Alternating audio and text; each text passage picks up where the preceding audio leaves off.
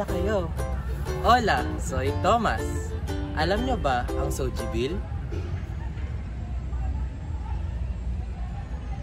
Malamang hindi, kaya tara na.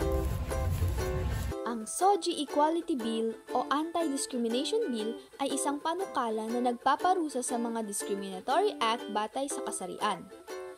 Ito ay inilaan upang maiwasan ng iba't ibang mga pang-ekonomiya at pampublikong aksyon na may kinalaman sa diskriminasyon laban sa mga tao batay sa kanilang sexual na oryentasyon, pagkakakilanlan ng kasarian o pagpapahayag.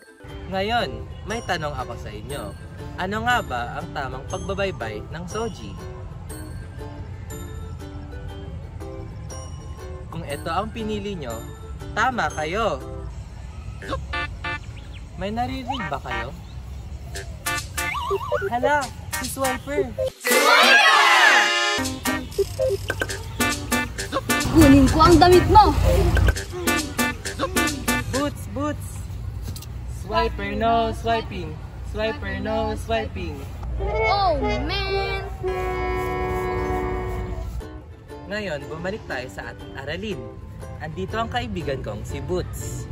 Diba Soji ang ating aralin? Ano ang mga kahulugan ng mga letrang nasa Soji? Ang 5 letra sa Soji ay may mga kahulugan. SO para sa sexual orientation, GI para sa gender identity, at GE para sa gender expression. Ngayon, saan nga ba ginagamit ang Soji Bill? Ginagamit din ang okasyon na ito upang patuloy na ipaglaban ang pantay na hustisya at pantay na pagkakataon para sa mga lesbian, gay, bisexual, transgender, queer, intersex, asexual o sino mang tao anuman ang kanyang kasarian at sexual orientation. Ngayon, itatanong ko ulit sa inyo, ano ang kahulugan ng SO sa Soji? Ituro nyo ang mga tamang sagot. May naririnig ba kayo? Anong sagot nyo? Nasaan? Nasaan?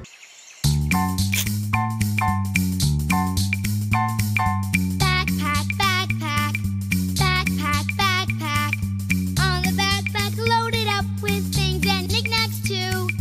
Anything that you might need, I got inside for you. Backpack, backpack, backpack, backpack, yeah!